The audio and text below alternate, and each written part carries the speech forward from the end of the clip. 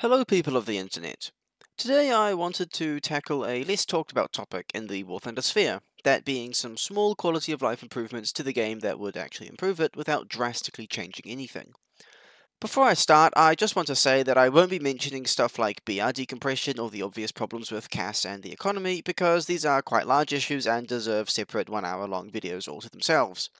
In this video I will be focusing on smaller issues, hence the title. I'm sure all of you can read. Maybe not necessarily issues, but more small things that could be improved.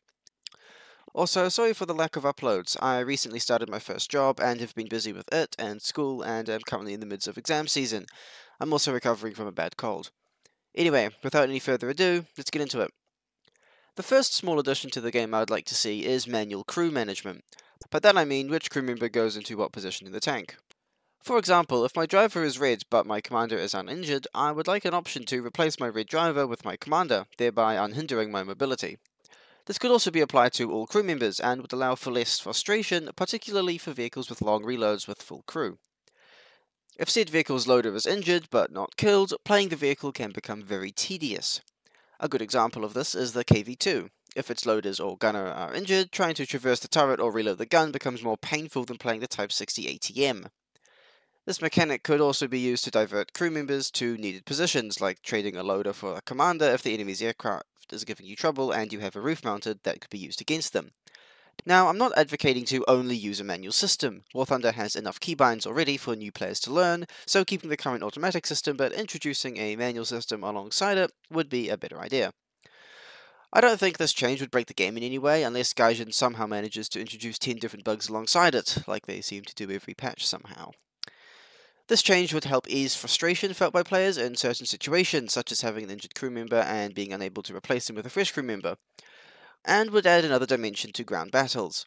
However, I do see the downsides to this. It is a bit unrealistic, since, as far as I know, each member of the tank is trained for their specific job, not the job of the other crew members.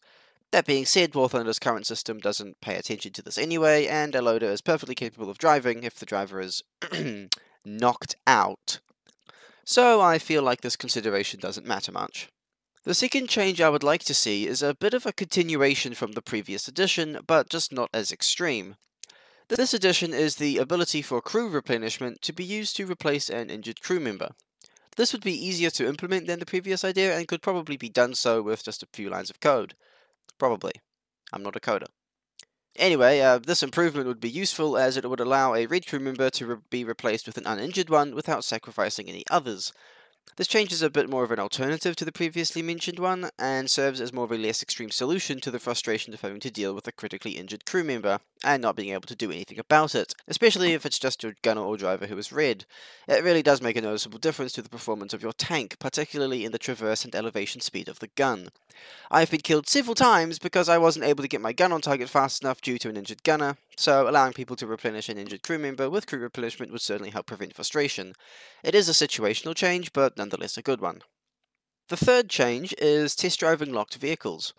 I don't know why this isn't a feature already, to be honest. The advantages of this aren't obvious. Players can try out any vehicle they want in a tech tree to see if they would like to continue playing or grinding said tech tree, which would allow players to make a more informed decision about what nations they play. It would also allow players to test out top tier vehicles before unlocking them, and allow said players to decide whether they grind for them or just stick at the low to mid BRs. It would also help players get a feel for how a vehicle handles before they unlock it. This would curb some frustration felt by stock vehicle players in battle who pretty much have to learn their vehicles in the first matches while stock, which is not fun at all. Also, it would be fun to just mess around in a test drive with funny vehicles from different nations. For example, I would like to speed around in the R3, but I haven't unlocked it yet, so I can't, and I'm sure this annoyance is felt by other players as well. It is relatively minor, but this change would allow players to enjoy the game a bit more, with no cost to Gaijin. The fourth is replenishing FPE on friendly capture points. This is a good idea for a few reasons. Firstly, it gives more of an incentive to help players out who haven't unlocked FPE yet. Sacrificing an FPE charge for someone else can hurt, especially if you can't get that charge back. I'm not saying don't help people because it could come back to bite you, I'm just saying that only having one FPE charge going forward could lead to you getting killed, especially if someone can only see your engine and just shoots that repeatedly. Secondly, this change would allow players who have extinguished fires in the past to replenish their FPE stocks, which would drastically improve survivability going forward in a match, and would allow them to help other players putting out fires without sacrificing their final FPE charge. It could also possibly just allow them to help at all. If they didn't have any FPE charges left, they would be able to get some at a capture point and then use those to help other players.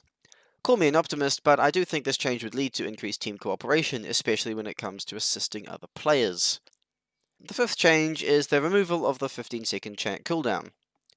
I think this has been lowered to 10 seconds recently, but even so, I am sick of giving my team info and then having to wait 10 or 15 seconds to actually update them when said information can be invalidated in less than 5 seconds because, tanks and aircraft can move. It is especially annoying when the information you give inadvertently gets someone killed because you can't update your teammates fast enough on the enemy's movements, because you are chat spamming in Gaijin's eyes. And the worst part of the system is it doesn't even stop chat spamming. Now, I'm all for an attack the D point joke every now and again, but having an entire team spam that constantly gets very tiring, and if I mute them, I risk losing valuable callouts and audio cues later in the match. I feel like the vast majority of players who actually use the in-game chat do so for the purposes it was intended for, i.e. communicating with their team and maybe cracking jokes with the opposing team, so I really don't see any reason to punish us for the actions of a very small group who live off negativity and just want to bring everyone down around them. Anyway, that's about it for today. I hope you guys enjoyed the video. I know, I said I wouldn't put out any videos during my exam period, but I've been working on this a little bit each week during my study breaks, and felt the urge to put some content out. By the way, I'm planning to change my profile picture soon, so don't be surprised if it isn't the Dragonborn anymore. Anyway, thank you so much for watching, and, as always, stay salty, my lemons.